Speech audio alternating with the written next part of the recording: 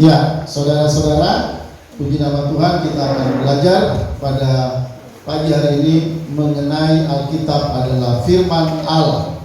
Saudara, Alkitab adalah firman Allah, ini benar-benar kita harus pelajari, kita harus benar-benar pahami.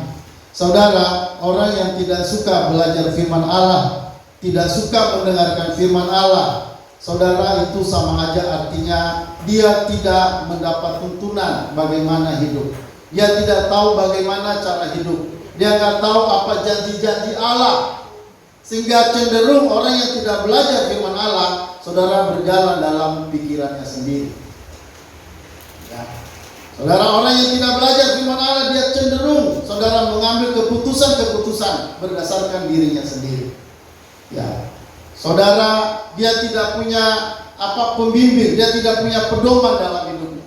Maka saudara, kita perlu belajar tentang firman Allah, karena firman Allah adalah pedoman hidup. Ya. Saudara, dengan firman Allah kita tahu apa yang akan terjadi ke depan. Dengan firman Allah kita tahu siapa Allah. Dengan firman Allah kita tahu bagaimana kita hidup. Bagaimana cara hidup orang Kristen. Kita tahu bahwa sombong itu dosa. Kita tahu bahwa iri hati itu dosa. Semua itu diungkapkan pada dalam Alkitab. Maka kalau orang tidak belajar Alkitab, itu dia tidak tahu apa-apa. Ya. Dan banyak orang yang melakukan pelanggaran, kesalahan karena dia tidak tahu kebenaran. Ya, maka saudara, kita perlu belajar Alkitab. Kita belajar Alkitab kenapa? Karena Alkitab itu adalah firman Allah. Ya. Nah saudara, sebelum kita lanjutkan, kita mulai dulu dengan membuka ayat dalam 2 Timotius pasal 3 ayat 15 sampai 17. Saudara, kita baca ayat ini bersama-sama. Boleh saudara lihat ke depan langsung. Dalam 2 Timotius pasal 3 ayat 15 sampai 17, sama-sama.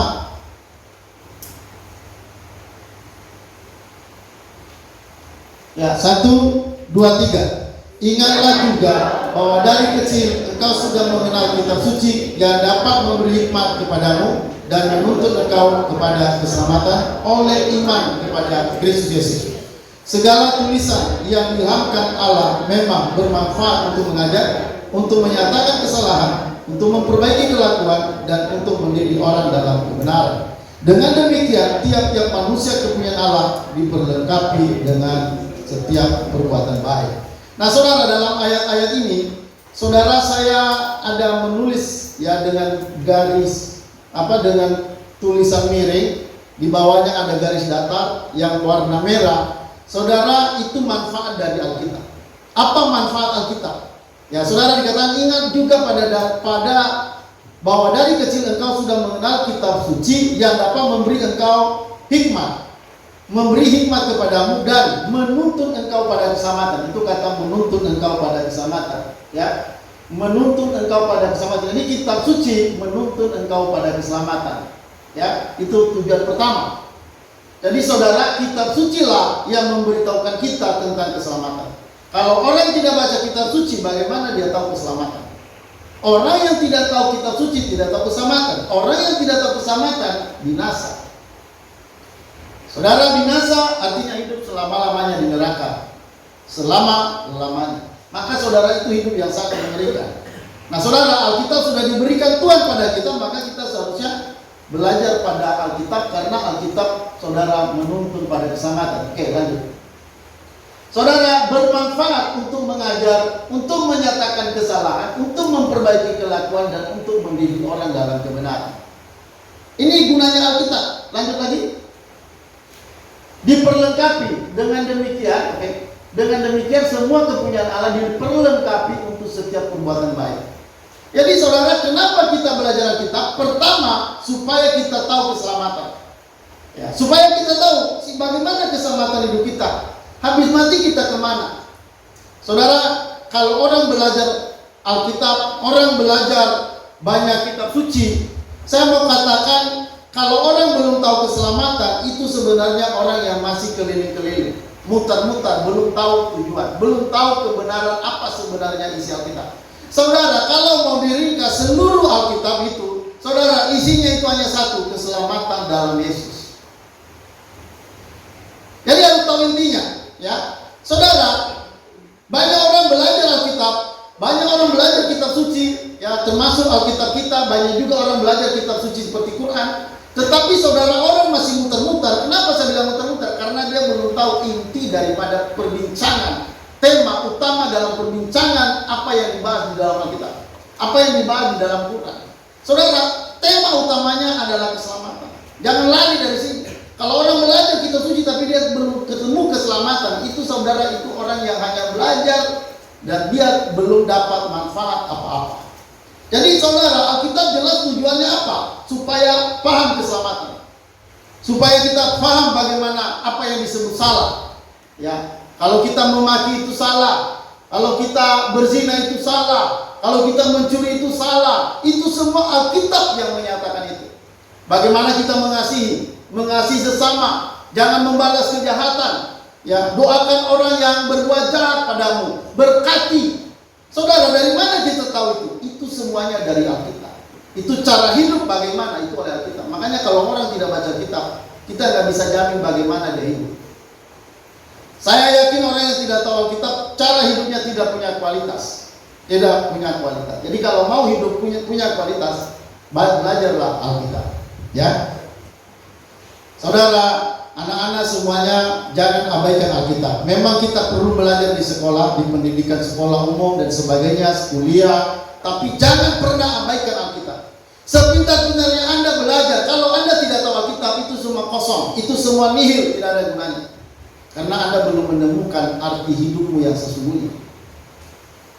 Ya, jadi memang kita perlu belajar setinggi langit. Tetapi saudara, fondasi yaitu Alkitab. Kalau orang punya fondasi Alkitab, ketika dia makin tinggi dia nggak akan sombong. Ketika dia makin berjaya, ketika dia sukses secara duniawi, dia nggak akan bakalan sombong. Kenapa? Karena kalau orang yang baca Alkitab, dia tahu kalau sampai dia kaya, itu bukan karena dia, tapi karena Tuhanlah yang membuat kaya. Ada orang-orang yang tidak baca Alkitab, lalu dia cari uang, lalu kaya. Lalu dia pikir kekayaan itu hasil keringatnya. Saudara, firman Tuhan berkata itu bukan karena jasamu. Jadi orang yang tidak tahu Alkitab jatuhnya sombong. Makanya kan orang kalau udah sampai kaya itu jalannya pun, saudara, kalau dulu orangnya suka jalan tuh mundur, lewat di depan orang dia mundur. Nah sekarang setelah dia kaya gak pernah mundur lagi kalau jalan. Malah kalau kena saudara miring ke belakang jalannya. Saking sombongnya. Apalagi kalau udah punya gelar. Nah saudara, kenapa? Karena saudara dia pikir itu karena kekuatannya. Saya mau katakan, ya uang yang sampai di tangan kita, jabatan yang sampai di tangan kita itu karena anugerah. Maka orang yang tahu itu, maka mereka selalu bersyukur. Mereka selalu kalau diberkati bersyukur pada Tuhan. Mereka berbagi karena uang itu bukan uang dari dirinya sendiri, itu karena berkat Allah. Maka kalau ada orang diberkati itu dia nggak pernah sombong, malah dia berbagi. Kenapa? Karena dia tahu itu tidak mungkin dia dapat kalau itu bukan Tuhan yang membuat itu. Jadi saudara, Alkitab itu penuntun tentang bagaimana keselamatan, tentang bagaimana kehidupan, tentang siapa Allah. Ya. Orang Kristen punya Allah, konsep Allahnya Tritunggal. Nah banyak orang yang tidak tahu ini mau ngolong-ngolong. Dia pikir itu hasil dari pikiran kita sendiri. Itu hasil dari kajian Alkitab. Allah itu bagaimana? Itu saudara, kita tahunya Allah itu dari Alkitab. Jadi kalau kita bisa bilang Yesus Allah kita itu adalah Tritunggal, itu bukan kita ngarang sendiri. Itu bukan kita ngarang. Allah itu bukan karangan kita. Allah itu kita ambil dari apa yang diajarkan Alkitab.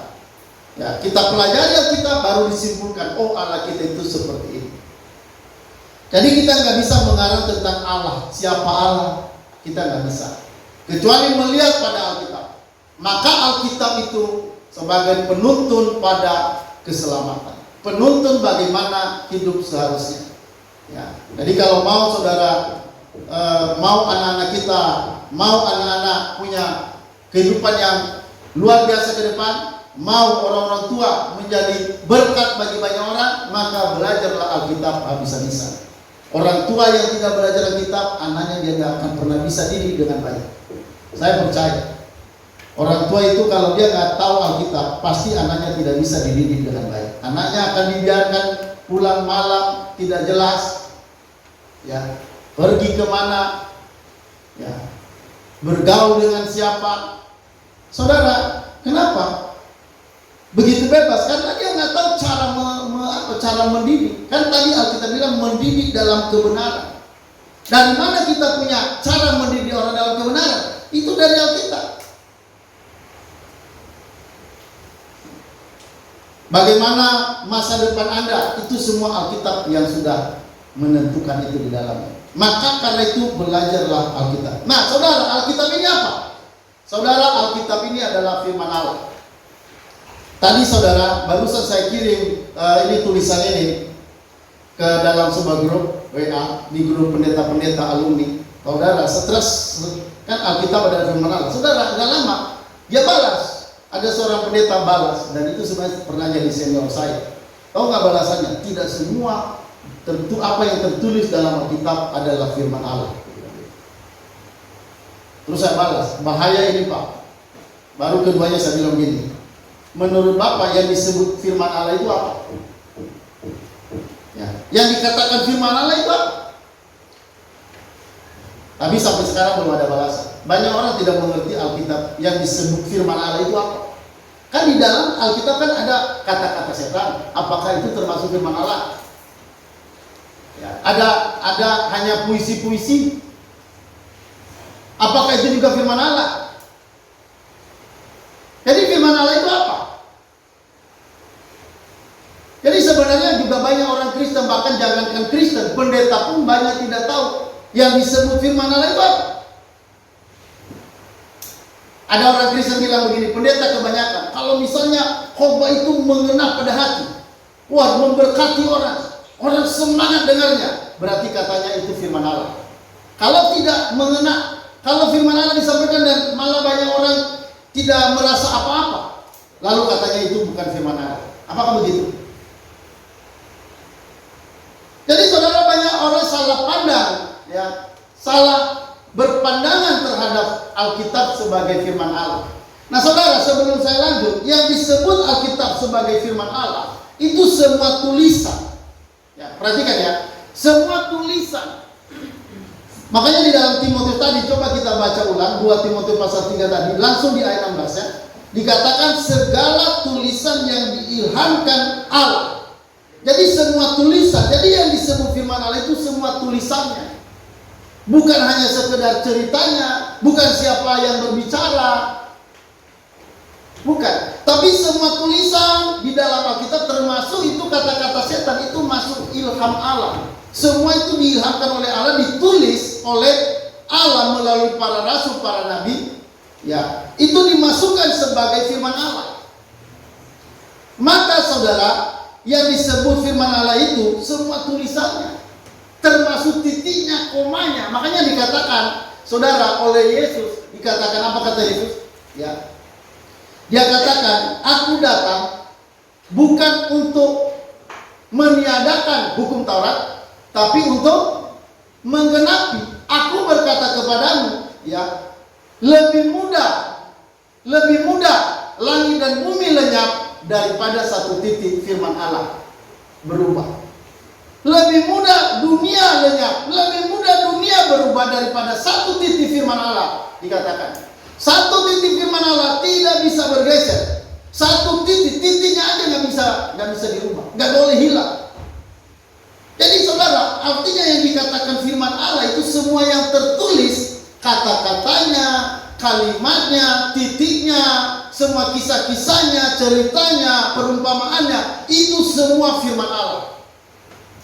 Jadi yang dikatakan firman Allah itu semua tulisan.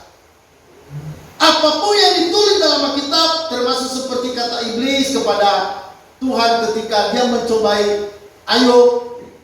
Ya, iblis datang kepada Allah, lalu iblis bertanya, bolehkah aku menguji Ayub? Saudara, itu ditulis sebagai firman. Itu yang disebut firman. Jadi firman itu semua tulisan di dalam Alkitab. Sampai titiknya, sampai titik. Nah memang perhatikan, Alkitab yang kita pegang sekarang Alkitab terjemahan. Tentu yang disebut asli itu adalah kitab suci yang pertama sekali ditulis oleh langsung penulisnya atau pengarangnya. Itu yang disebut Alkitab asli. Ya. Nah sekarang memang sudah terjemahan. Nah tentu terjemahan pasti mengandung kesalahan. Tetapi saudara, kita kan dalam menafsir Alkitab kan kita perlu ada metode menafsir, bukan sembarang menafsir. Makanya dalam penafsiran kadang kita membutuhkan apa arti kata. Misalnya dalam bahasa Yunaninya apa? Maka kita membutuhkan arti leksikal, arti kamusnya, arti etimologinya. Itu yang kita pahami.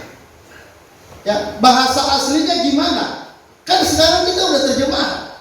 Maka kita tidak bisa bergantung penuh pada Alkitab terjemahan. Kita perlu belajar. Ya, kadang-kadang kita membutuhkan apa arti kata aslinya, kata etimologinya. Maka kita membutuhkan penafsiran yang cermat, yang tepat. Jadi saudara, makanya kita sekarang perlu menafsir Alkitab. Banyak orang sembarangan menulis Alkitab, sembarangan menafsir Alkitab. Apalagi mereka sore ya, para ustaz-ustaz. Wah, ngaco benar. Mereka sekarang ini, para ustaz-ustaz mereka itu sekarang, mereka banyak berbicara tentang Injil. Kalian lihat ya sekarang ya, pendeta-pendeta berbicara Injil. Para ustaz juga berbicara Injil. Sama-sama temanya kristologi, kristolog ya. Mereka menamakan diri kristolog. Saudara baca di YouTube. Sekarang saudara, Injil menurut versi mereka. Saya melihat kekacauan luar biasa. Mereka bertanya, kok Yesus itu dibilang Tuhan padahal manusia? Jadi mereka melihat hanya satu sebagian ayat. Memang kan Yesus manusia. Mereka melihat ayat itu lalu mereka bilang, oh dia kan manusia. Alkitab bilang manusia. Saudara, dia hanya melihat sepotong ayat itu, dia nggak melihat bagian lain dalam Alkitab. Dia nggak melihat lagi ada bagian lain dalam Alkitab. Alkitab itu nggak bisa ditafsir sebagian. Ini perlu diperhatikan ya. Sebagian Alkitab itu, saudara, kalau kita nggak melihat keseluruhan, kita tidak akan mendapat arti yang sesungguhnya. Makanya kan banyak orang bingung, kok orang Kristen ini ya, kok Yesus itu Tuhan? Gila nih orang Kristen. Mereka pikir kita ini bodoh. Padahal itu mengkaji Alkitab itu makanan kita sehari-hari. Emangnya kita ini bodoh kok kita bilang Yesus itu Tuhan? Itu kan berdasarkan penggalian. Itu kan berdasarkan pengkajian dikaji dari Alkitab. Di sisi lain, Alkitab kan bilang bahwa Yesus itu kan Allah. Misalnya kita Yesaya berkata, hari ini telah lahir dikatakan oleh Nabi Yesaya bahwa seorang anak telah lahir bagi kita. Namanya disebut penasihat ajaib, Allah yang kan Allah. Nah kalau kita tidak melihat ayat itu, kita hanya melihat satu bagian ayat yang berbicara tentang kemanusiaan Yesus, lalu kita kan akan menabrak ayat yang berkata Yesus itu Allah. Sehingga kita jadi kontradiksi di dalamnya. Nah makanya saudara, banyak orang, banyak orang-orang ustaz saya lihat mereka bilang Alkitab itu serba kontradiksi. Mereka bilang begitu. Kemarin ada orang bilang sama saya di Facebook ya. Ya, saudara mereka bilang, dia bilang Alkitab itu kontradiksi katanya. Saya bilang kasih contoh, saya mau jawab, saya bilang kasih contoh 3. Mana yang kamu bilang itu kontradiksi? Lalu dia kirim satu ayat. Dia bilang mengenai makan babi. Alkitab bilang tidak boleh makan babi. Tapi kenapa orang Kristen kok makan babi? Saya bilang itu karena Anda tidak tahu konteks. Kenapa orang Kristen hari ini makan babi? Di perjanjian lama tidak boleh makan babi. Saya bilang begini. Nah saudara perlu tahu konteks. Itu kapan? Saya bilang kapan? Kapan Alkitab mengatakan tidak boleh makan babi? Makan babi itu haram. Katanya seperti itu. Nah saudara, Alkitab sebenarnya perhatikan baik-baik, itu pada masa Musa memang iya benar. Pada masa Musa ada banyak hukum yang ditambahkan. Perhatikan ya, pada masa Musa ada hukum yang ditambahkan. Hukum Taurat, terus ditambah lagi banyak hukum lain. Salah satunya nanti tidak boleh makan ini. Masalah makanan, masalah pembasuhan. Kalau orang bisa beribadah, itu kan harus berbasuh dulu. Ya, sama seperti orang-orang Muslim sekarang. Itu kan sebenarnya kan mengambil dari sana sebenarnya metodenya. Nah, kenapa orang Kristen hari ini tidak perlu itu? Karena masa itu, perhatikan baik-baik, masa hukum Taurat ya, yang sifatnya seremoni agama, perhatikan ya baik-baik. yang sifatnya seremoni agama, itu saudara, itu sudah selesai. Kenapa dibilang selesai? Karena Yesus sudah datang. Sehingga semua aturan-aturan itu kan sebenarnya penuntun orang pada Yesus. Kenapa ada banyak aturan-aturan di dalam Alkitab ditambahkan? Itu menjadi hukum Taurat. Supaya orang tahu dosa, banyak melanggar dosa, sehingga orang tahu dia orang berdosa. Itu tujuannya begitu. Sehingga orang datang pada Yesus. Jadi perhatikan, hukum Taurat itu, saudara, ada sebagian hukum Taurat yang saudara seharusnya sudah berhenti, tidak perlu dilakukan lagi. Kenapa? Karena yang hakikat keselamatan itu sudah datang, yaitu Yesus.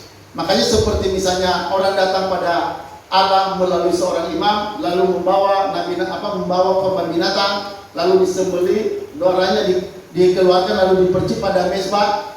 Nah, itu kan cara orang datang dulu kepada Tuhan. Kenapa sekarang tidak lagi? Nah, saudara, kenapa tidak dipakai lagi? Karena masa itu sudah selesai. Jadi ada hal-hal yang sudah selesai yang tidak perlu lagi dilanjutkan seterusnya. Kenapa? Karena sudah ada yang asli, hakikat keselamatan itu sendiri adalah Yesus. Maka korban-korban binatang itu yang dulu hanya merupakan lambang kedatangan Yesus yang akan datang, itu juga sekaligus berhenti. Nah, orang yang tidak tahu ini kan tidak paham. Makanya salah satu makanan babi. Kenapa makanan babi? Karena babi itu, saudara, diharamkan itu pada Musa. Sebelum Musa, perhatikan ya, sebelum Musa turun, sebelum Musa menerima hukum Taurat, saudara, belum ada aturan makan babi itu haram. Tidak ada. Pada zaman Nuh, saudara, semua boleh dimakan binatang-binatang. Ya. Tidak ada terkecuali. Tetapi saudara, pada masa Musa itu kan dimulai berlaku hukum Taurat. Jadi artinya gini, saudara, perhatikan. Artinya makan babi itu pada awalnya bukanlah hakikatnya haram. Tidak. Saudara, diharamkan itu hanya pada masa Musa. Ya. Artinya sebelumnya tidak haram. Nah, kalau orang tidak tahu latar belakang seperti ini, lalu dia bilang, wah, saya dapat dalam Alkitab, firman Tuhan berkata dalam Perintah tidak boleh makan daging babi karena itu haram. Nah, dia nggak tahu konteksnya, dia nggak tahu masa itu berlaku kapan. Saudara, kalau kita telusuri dari awal, emangnya kenapa? Apakah Allah menciptakan, ketika dia menciptakan binatang, adakah ditentukan ini binatang haram, ini binatang tidak haram, ini binatang halal, ini bukan binatang halal? Adakah begitu? Tuhan tidak ada, saudara, binatang yang haram yang diciptakan Tuhan, tidak ada. Jadi itu baru diharamkan itu pada masa Musa. Halo, amin? Jadi ada masa, artinya sebelumnya tidak punya hakikat haram itu makan babi. Bagaimana itu makan babi kok haram? Itu makan yang paling enak. Kok haram? Itu bukan makanan yang paling haram. Itu sama katakan makanan yang paling enak. Kalau belum pernah coba makanan itu artinya Anda belum pernah makan makanan yang paling enak. Ya. Makanya kalau misalnya ada makan babi itu, wah, saudara, orang sampai kalau udah makan makanan babi itu, kalau udah lewat mertua, udah itu orang yang makan babi itu udah gak kecil lagi. Dia udah gak tahu lagi itu mertuanya, saking enaknya. Dia lupa mertuanya lewat. Nah, saudara, perhatikan bahwa saudara itu ada masa kenapa itu diharamkan. Jadi Alkitab kan tidak sembarangan menulis. Coba kalau bisa kita tanya, ngapain kok Alkitab kok menulis ada ini haram? Ada apa? Nah, saudara, pasti ada maksud. Dan itu ada masa. Ya, itu ada masa berlaku, ada masa tidak berlaku. Halo, amin? Maka Alkitab itu, saudara, tidak bisa ditafsir sembarangan. Maka orang yang baca Alkitab, perhatikan baik-baik, orang yang harus belajar Alkitab, dia harus tahu Alkitab itu apa. Pertama, saudara, prinsip yang pertama dalam menafsir Alkitab, harus tahu Alkitab itu adalah firman Allah. Halo, amin? Ya, Alkitab itu adalah firman Allah. Ya, ada banyak orang-orang yang berkata bahwa Alkitab itu hanya berisi firman Allah. Saudara, kita menolak pandangan itu. Alkitab adalah firman Allah. Nah, sekarang pertanyaannya, apa bukti bahwa Alkitab adalah firman Allah? Ya, apa bukti? Bagaimana kita bisa membuktikan Alkitab itu adalah firman Allah? Nah, saudara, mari kita lihat ada beberapa poin. Mari kita langsung lihat pertama, ya, ada 10 alasan yang menunjukkan bahwa Alkitab itu adalah firman Allah. Pertama, firman Alkitab itu adalah wahyu ilahi. Wahyu ilahi itu, saudara, artinya Allah menyatakan diri.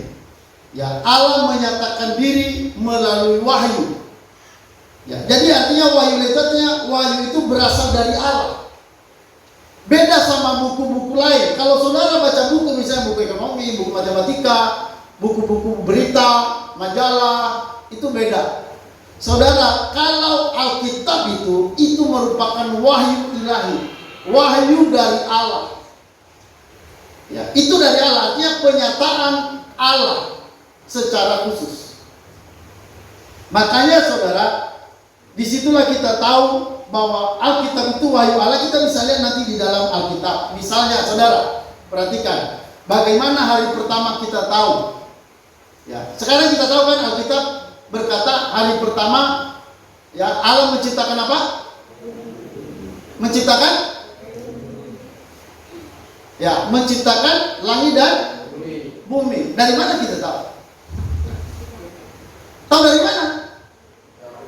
Kan kalau kita misalnya pelajari dari teori-teori pengetahuan, misalnya Darwin misalnya kan, manusia dia bilang dari monyet. Berarti bapaknya Darwin monyet. Kakaknya juga monyet, anaknya juga monyet. Katanya monyet, dari monyet.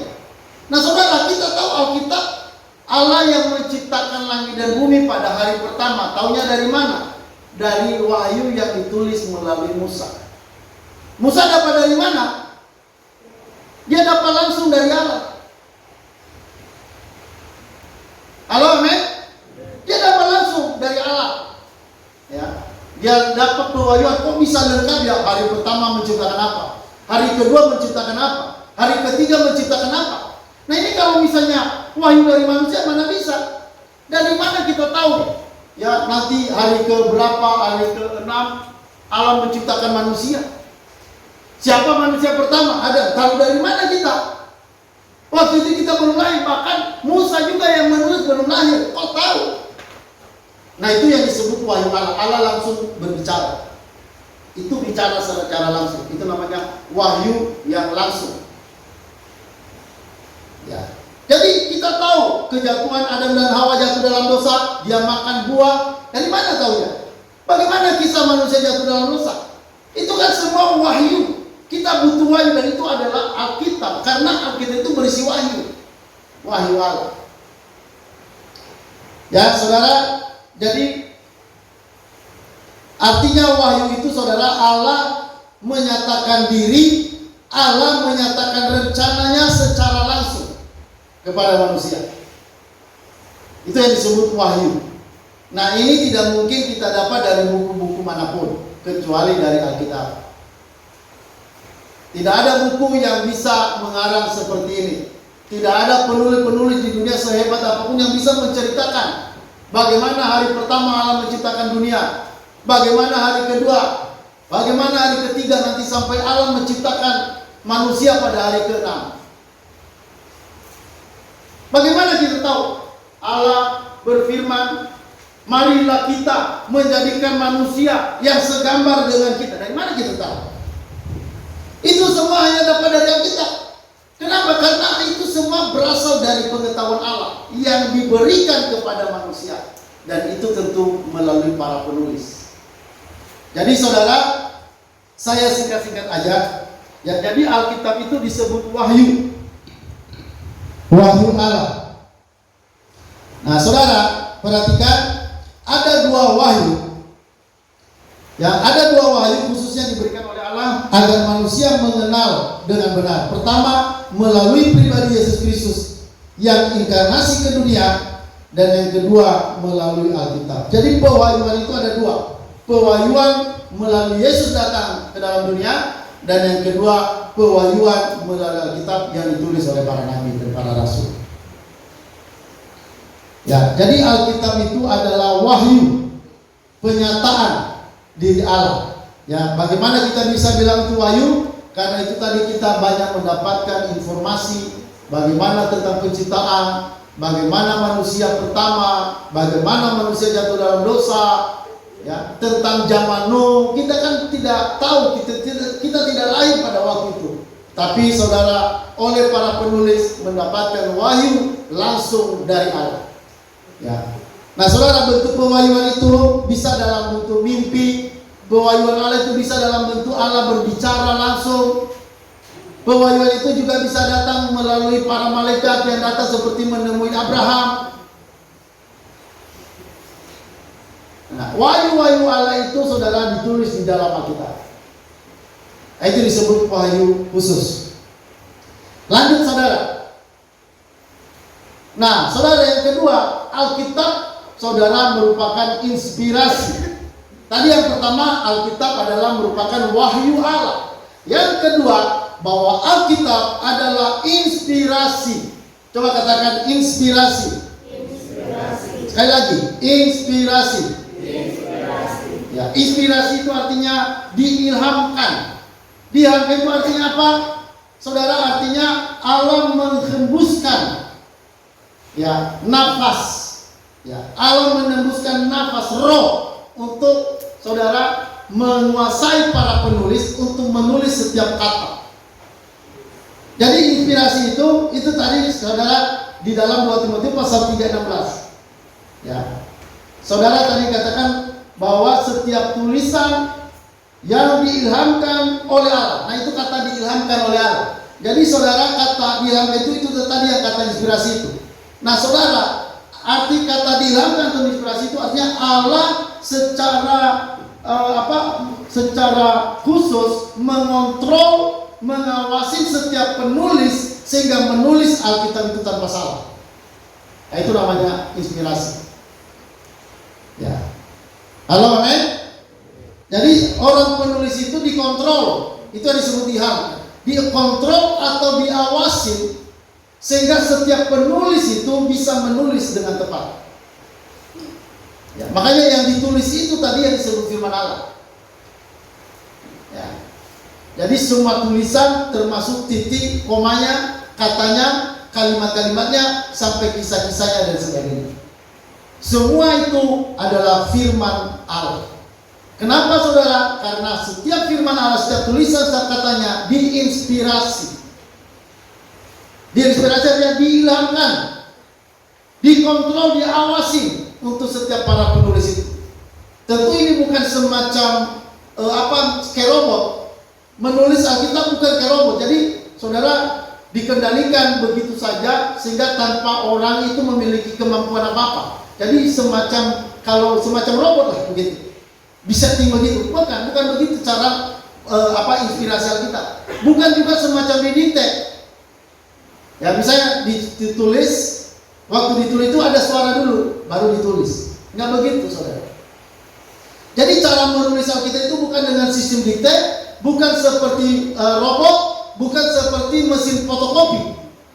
Kalau mesin fotokopi kan saudara, kertas aslinya terus dikopi, lalu masukkan hasil yang benar-benar seperti yang aslinya itu.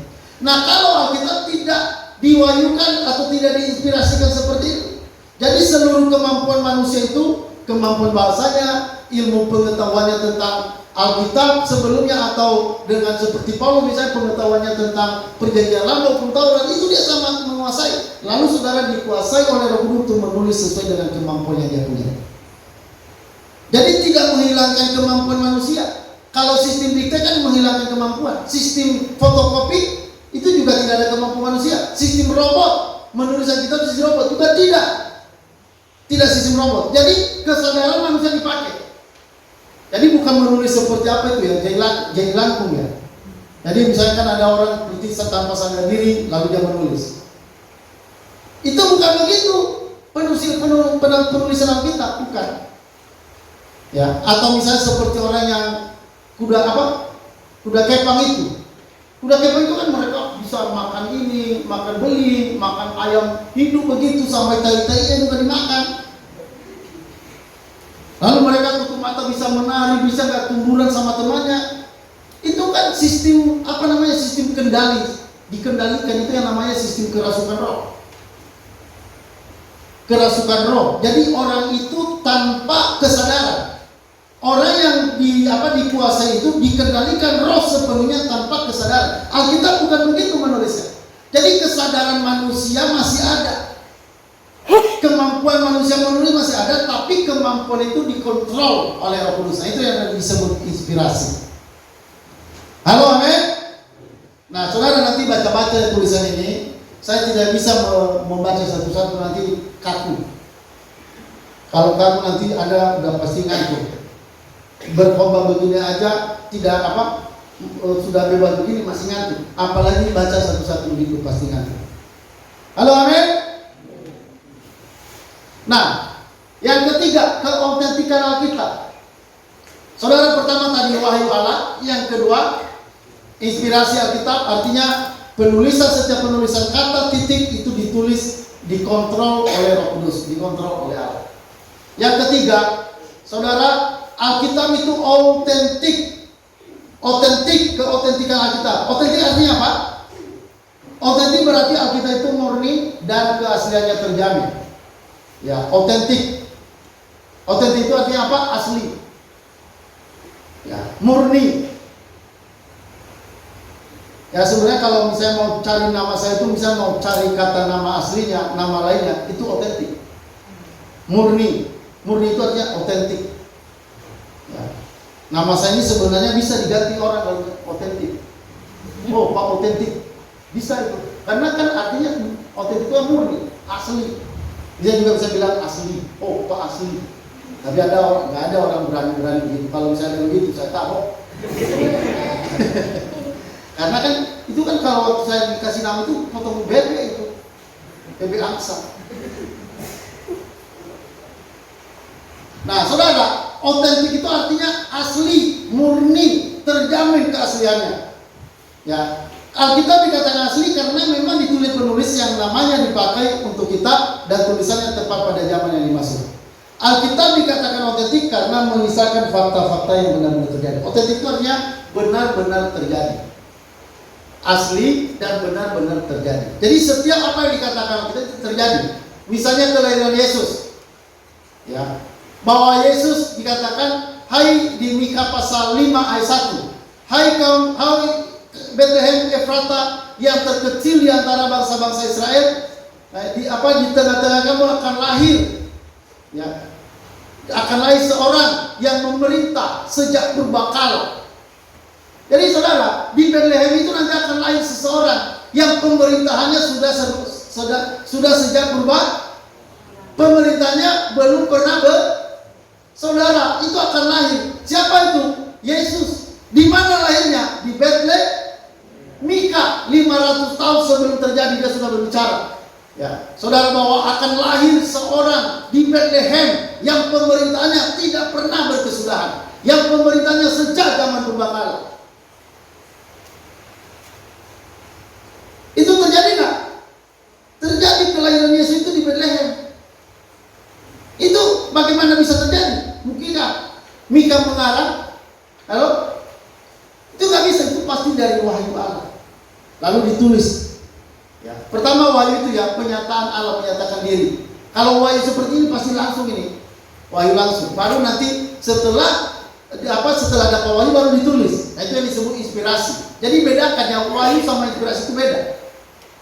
Wahyu itu Allah menyatakan diri, inspirasi itu menulis. Jadi yang namanya inspirasi berkaitan dengan penulisan. Halo, amin.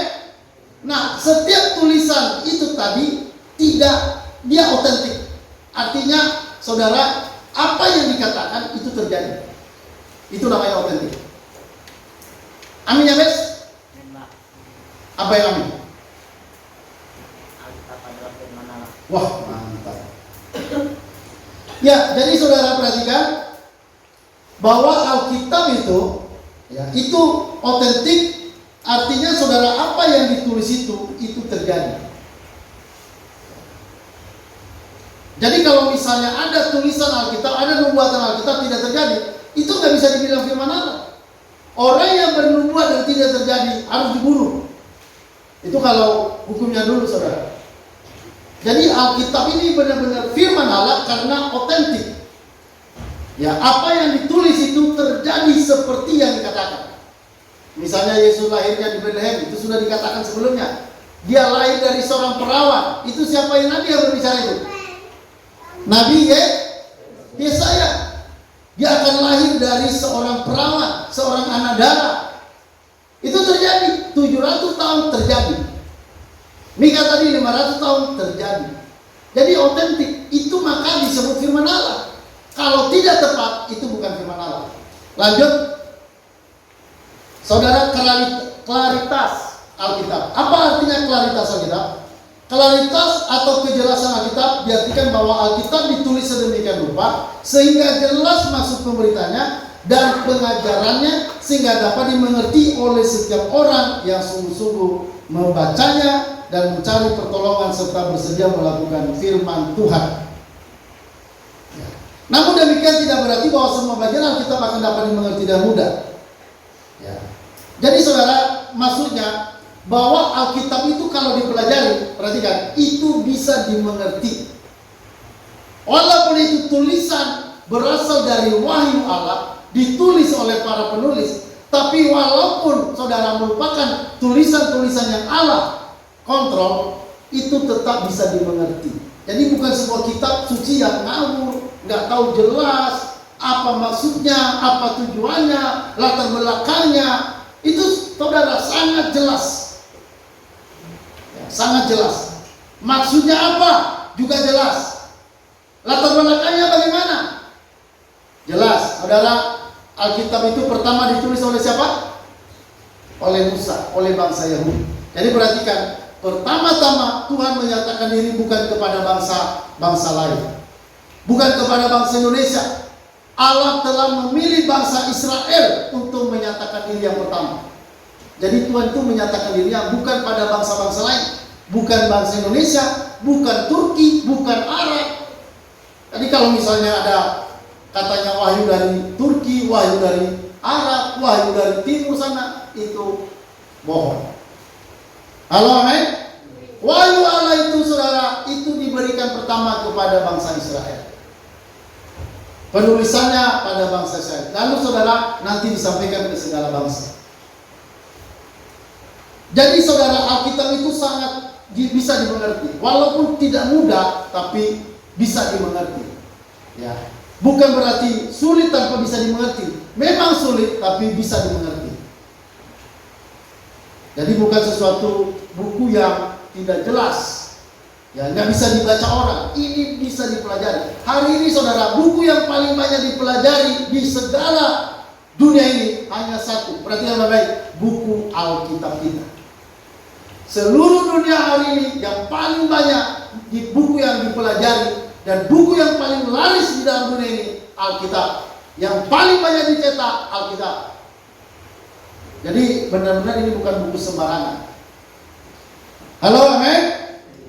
Oke, yang kelima, ini perlu diperhatikan. Yang kelima, infabilitas dan inerensi. Apa itu saudara? Ini bukti, salah satu bukti bahwa Alkitab adalah firman Allah. Dia infabilitas dan inerensi. Infabilitas itu artinya apa?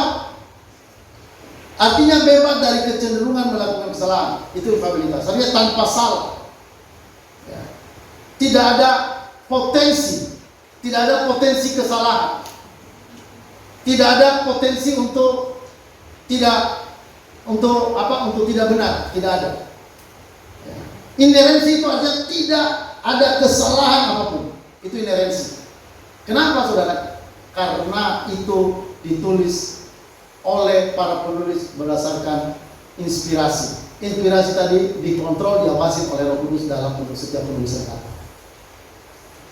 Jadi tidak ada kekeliruan. Saudara, hari ini sampai sekarang secara jujur saudara tidak ada ya secara hukum ilmiah atau penelitian ilmiah yang bisa menyatakan Alkitab itu tidak beres atau ada kesalahan. Tidak ada. Tidak ada yang benar-benar secara ilmiah. Kalau orang bilang salah-salah itu orang yang tidak bertanggung jawab. Tapi kalau secara ilmiah benar-benar dipertanggungjawabkan, tidak ada yang bisa menyatakan kesalahan Alkitab. Tidak ada. Kalau ada orang bilang, wah banyak Alkitab kontradiksi, itu bukan kontradiksi, dia tidak tahu. Dia hanya membaca sebagian. Alkitab tidak bisa dibaca sebagian. Tidak bisa. Untuk mendapatkan arti sesungguhnya, keseluruhan Alkitab harus dibaca. Jadi tidak ada bagian-bagian yang diangkat begitu tinggi lalu yang lain diabaikan. Tidak ada. Jadi Alkitab itu saudara, itu tidak bisa ditafsir sebagian. Ya, itu harus diperhatikan ya. Hanya mengambil sebagian ayat atau sebagian surat, lalu kita langsung ambil kesimpulan, tidak bisa. Jadi saudara harus mengambil keseluruhan, makanya perlu melihat konteks Alkitab, konteks dekat, konteks umum. Konteks umum itu termasuk keseluruhan Alkitab, harus dilihat. Baru nanti kita bisa mengambil kesimpulan. Oh, ini yang benar, ini kebenaran. Saya lihat kesalahan banyak orang, termasuk Kainama itu saudara. Kalau saudara baca, wah Ustadz Kainama itu ngaco benar. Ya kemarin saya balas dia, saya tanggapin. Saya kirim tentang Yesus itu Tuhan. Kan dia bilang Yesus itu bukan Tuhan. Alkitab tidak pernah menulis Yesus Tuhan. Padahal Alkitab banyak sekali menulis Yesus Tuhan. Ya, saya kasih dia respon tanggapan. Saya tidak membahas dia, tapi hanya saya menjelaskan Yesus itu Tuhan. Bagaimana membuktikan Yesus Tuhan. Ya. Ada banyak saudara yang biar mereka mengatakan Yesus itu bukan Tuhan. Nah, ini yang harus kita lawan. Ini harus kita hajar juga saudara. Orang Kristen nggak boleh diam, nggak boleh diam. Masa Alkitab kita diobok-obok sama mereka? Kita nggak boleh diam. Hari ini saudara, saya sudah punya keputusan melawan ajaran sesat. Halo, amin. Saudara, Yesus mati untuk keselamatan kita. Masa kita diam-diam saja untuk kalau iman kekristenan kita diselewengkan? Itu tidak bisa begitu. Ya, bukan kita yang memulai, mereka yang memulai. Halo, amin. Makanya kalau saya sekarang ini saudara, saya mau menanggapi mereka, saya sandingkan di sebelah saya itu ada orang yang berbicara tentang Injil kita. Jadi nanti kalau misalnya ada semacam semacam dibilang ini kasus penodaan agama, saya bilang tidak. Mereka yang memulai. Kau yang memulai. Halo, amin. Bukan kita yang memulai. Mereka membahas apa? Mereka membahas Alkitab kita. Masa kita diam saja? Jadi makanya kalau nanti misalnya YouTube saya selalu ada orang di sebelah saya, supaya kalau misalnya pun nanti ada dibawa ke ranah hukum, itu kan saya bilang ini kan, ini bukan saya yang mulai, mereka yang mulai. Karena mereka membahas ini bagaimana bilang Yesus itu bukan Tuhan. Diambil lagi dari Alkitab, terus dicari bahasa Yunaninya, dicari lagi bahasa Ibraninya, dicari lagi bahasa Arabnya. Kalau orang tidak baca Alkitab, wah itu pasti akan banyak yang tidak agama. Karena mereka bertubi-tubi berbicara tentang Yesus itu bukan Tuhan. Alkitab katanya palsu. Wah itu saudara, kita nggak boleh diam. Orang Kristen yang tahu kebenaran tidak boleh diam. Halo, amin. Saya mau minta bantuan yang tahu, yang sudah punya HP. Tolong misalnya seperti YouTube saya itu di-share-kan kemana-mana. Saya hampir setiap hari itu saya masukin ke YouTube orang. Kan di YouTube itu kan ada di bawahnya itu kan share. Tanggapan, ada tanggapan. Nah di tanggapan itu saya salin link saya, terus nanti saya tempel di dalam komentar itu, lalu nanti YouTube saya punya masuk di dalam. Jadi hampir setiap hari itu saya kirim kemana-mana. Jadi hampir setiap hari ini ada selalu orang bertanya. Jadi saya mau katakan saudara, hari ini penginjilan itu sudah terbuka lebar. Sudah terbuka lebar. Sekarang apakah kita punya tahu isi Alkitab kita enggak? Kalau orang tidak tahu isi Alkitab, dia tidak bisa jawab apa-apa. Nah kalau Kristen hari ini hanya bicara-bicara kesaksian, pengalaman, Tuhan memberkati, saya disembuhkan, orang tidak bisa belajar saudara. Ya, kalau orang Kristen itu yakin disembuhkan, tidak sembuh pun tetap yakin. Amin. Amin. Orang Kristen itu pasti diberkati, tidak kaya juga tetap diberkati, miskin juga tetap diberkati. Tidak ada, sampai ada orang Kristen yang klaim dalam doa itu, saya tidak miskin, saya diberkati, saya sehat, sampai berjam-jam hanya ngeklaim begitu dalam ibadah. Ngapain? Tuhan bilang itu semua dicari oleh orang-orang yang tidak mengenal. Itu tidak mengenal Allah kayak gitu. Orang Kristen hanya berputar sekitar ekonomi, kesembuhan, jasmani. Saudara, orang Kristen jangan berputar di situ. Miskin pun dalam Tuhan tetap diberkati. Halo, amin. Jadi jangan berputar sekitar kesaksian-kesaksian pengalaman. Habis kita nggak tahu isi Alkitab kita. Sekarang orang mengomong-ngomong Alkitab kita, dan mereka lebih banyak dari kita. Apologet Kristen juga hanya sedikit sekali. Makanya kita di sini belajar. Halo, amin. Oke, lanjut saudara. Kenapa Alkitab disebut firman Allah? Yang keenam, Alkitab itu adalah unity. Apa unity? Satu kesatuan. Saudara, Alkitab itu dari Perjanjian Lama sampai Perjanjian Baru, dari Kejadian sampai kita Wahyu, itu satu kesatuan. Jadi bukan kitab suci yang berdiri sendiri tanpa tujuan yang sama, bukan. Saudara, Alkitab itu punya satu tujuan, yaitu berbicara mengenai keselamatan. Dan itu sambung menyambung satu kesatuan dari kitab Musa sampai kitab Wahyu. Jadi bukan berdiri sendiri masing-masing. Berbicara, misalnya satu bicara komputer, satu bicara matematika, satu bicara kimia. Nggak begitu saudara. Kitab suci walaupun 40 penulis, walaupun 66 kitab, tetapi saudara luar biasanya dia satu kesatuan. Punya tema satu kesatuan, saudara sambung menyambung dari Sabang sampai Merauke. Bukan. Dari mana? Dari Kejadian sampai Wahyu.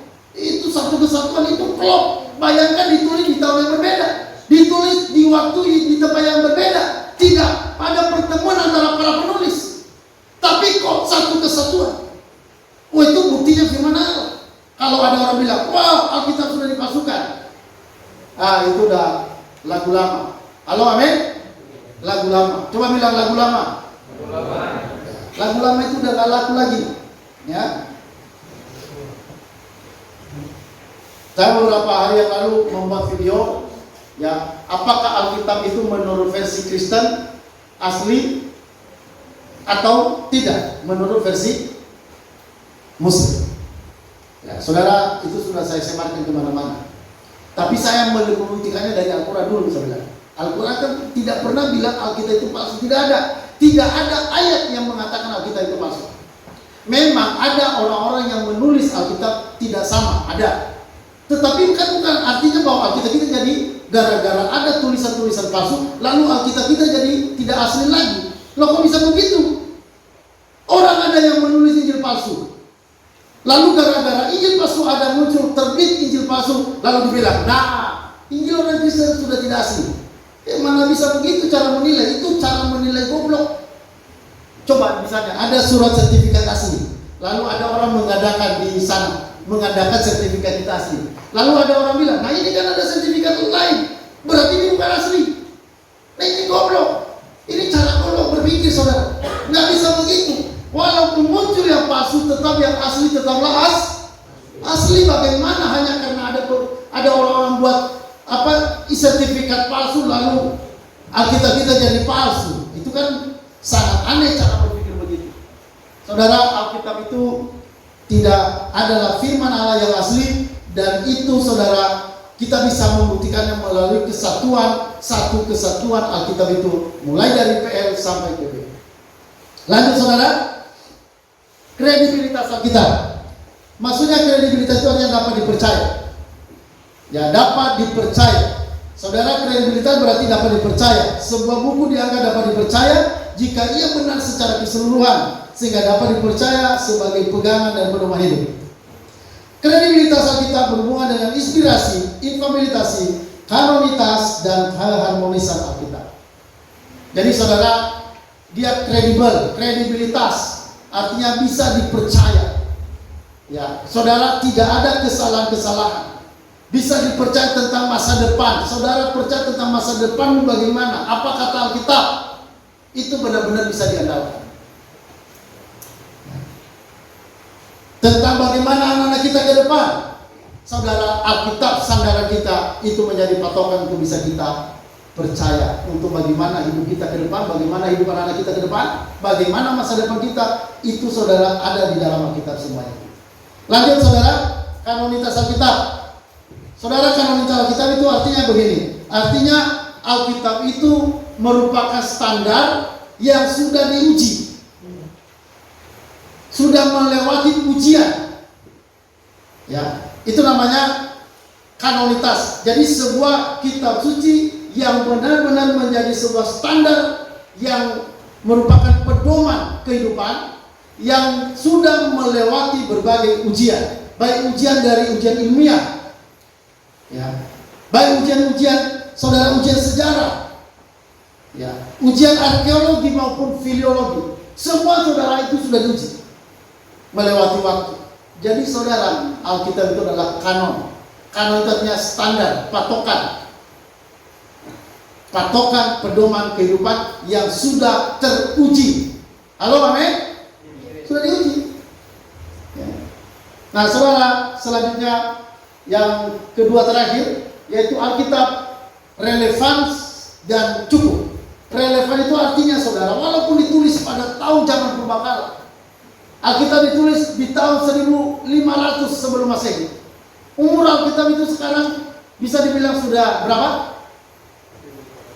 3500 tahun. Alkitab begitu tua, tapi hari ini masih bisa relevan untuk kehidupan kita kalau kita pelajari. Ya, kita tidak kaku bagaimana cara beribadah. Kita tidak harus mengikuti pola Musa. Kita tidak perlu mengikuti pola Daud. Kita menyembah Tuhan pada zaman ini, saudara, tidak menentang Alkitab. Jadi benar-benar kita bisa mengikuti zaman, relevan pada zaman ini. Ya, dan cukup, saudara, kita tidak perlu sesuatu pengetahuan yang lain untuk tentang hidup. Alkitab sudah cukup. Hari ini banyak orang mempelajari Alkitab di seluruh dunia, banyak. Paling banyak buku yang dicetak, paling banyak buku yang dikirim kemana-mana, disebarkan di mana-mana adalah Alkitab. Dan orang yang belajar, hidupnya diubahkan. Ada orang-orang narkoba, bertobat dari narkoba. Ada orang-orang pembunuh, bertobat dari seorang pembunuh. Ada pezina, pelacur, bertobat ketika mereka mendengarkan Alkitab. Alkitab cukup untuk kebutuhan kita, untuk kehidupan kita. Lanjut terakhir, saudara, Alkitab adalah otoritas, ya. Dia otoritas yang besar, ya. Alkitab itu sebagai otoritas, ya. Artinya Alkitab berotoritas maksudnya sebagai sumber pengetahuan tertinggi, sumber pengetahuan yang paling utama tentang Allah itu siapa, keselamatan itu siapa, bagaimana kita hidup itu apa. Nah, saudara, otoritasnya adalah Alkitab. Jadi Alkitab itu sebagai merupakan, saudara, sesuatu yang berasal dari Allah, ya, merupakan wahyu Allah, inspirasi Allah, yang saudara merupakan sumber utama, ya, untuk kita mengenal Allah.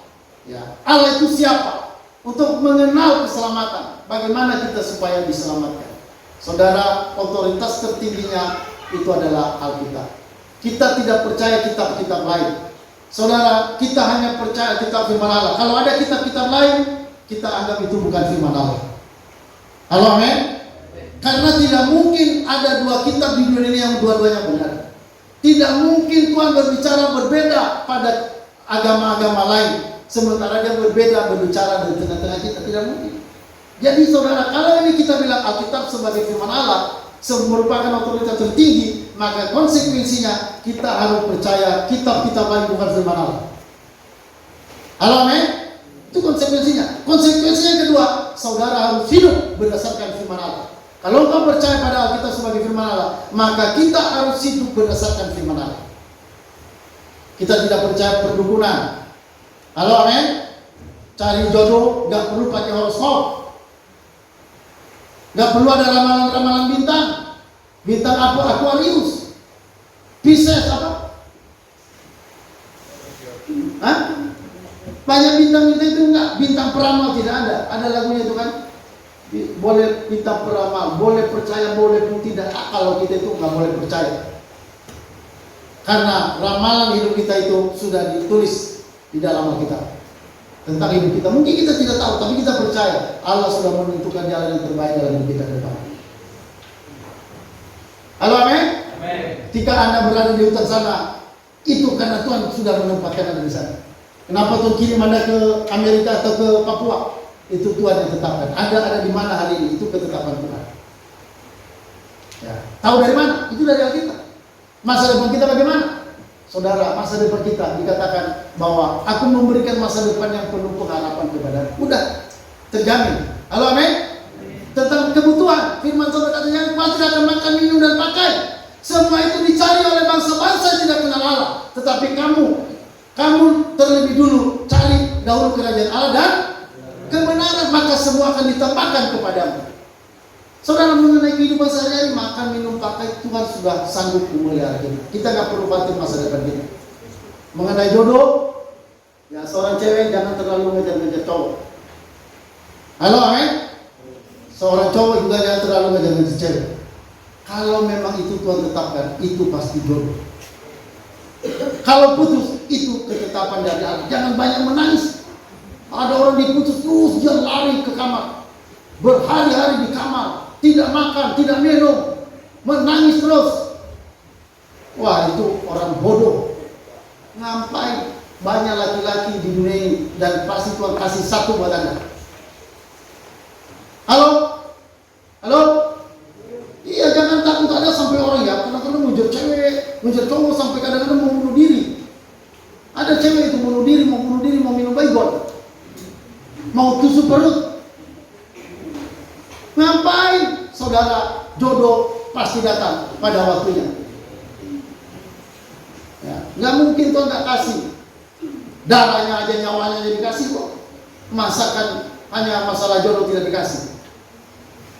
Kalau Tuhan nggak kasih jodoh, ya Tuhan juga yang rugi. Kan Tuhan maunya kan Tuhan itu beranak cucu lah. Kalau misalnya Tuhan nggak kasih, ya dia yang rugi. Halo, amin? Nah, saudara, Alkitab sebagai otoritas kehidupan. Alkitab itu adalah otoritas tertinggi. Bagaimana kita mengenal Allah siapa? Allah siapa? Selamatan itu bagaimana? Itu otoritasnya, sumbernya adalah Alkitab. Buku-buku lain perlu, itu hanya untuk membantu kita menafsir, untuk kita bisa belajar, karena mungkin kita tidak terlalu pintar menafsir, tapi kita perlu buku-buku sebagai referensi untuk membantu kita mengenali Alkitab kita. Karena memang Alkitab ini perlu penganalisan atau hermeneutika yang bagus. Kadang-kadang karena waktu kita terbentur dengan pekerjaan, maka kita perlu mencari penafsir yang bagus, buku-buku yang bagus untuk membantu kita. Tapi perhatikan, otoritas tertingginya bukan buku-buku referensi, tapi otoritas tertingginya adalah Alkitab. Halo, amin? Oke, saudara, demikianlah pernyataan yang mengatakan bahwa Alkitab itu adalah firman Allah. Oke, sampai di sini.